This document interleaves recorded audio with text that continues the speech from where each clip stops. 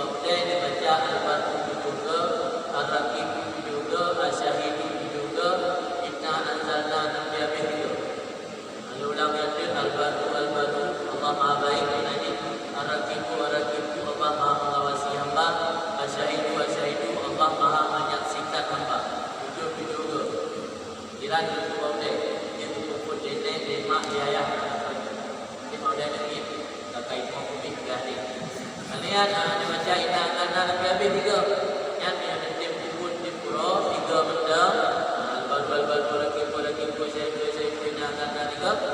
InsyaAllah banyak yang saleh dan saleh. Kemudian doa supaya menghadapi ketenangan batin dan mudah rezeki. Sering sembahyang membaca Rabbi syrah li sadri wa yassir li amri warfa' li zikri bi haqqi nabiyyika Muhammadin sallallahu alaihi wasallam. Ambil penjara ada dada lagi. Karena pada dada lagi kita hidup.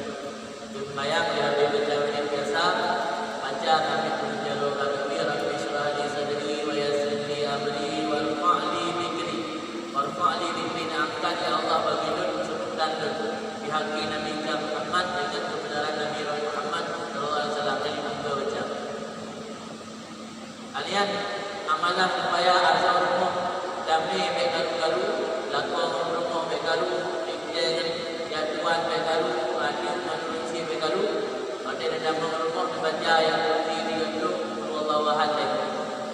Pada duit dia tapi duit meninggalkan rumah. Duit yang baru mana ya coba yang buat coba jadi orang dia. Pada duit meninggalkan rumah baca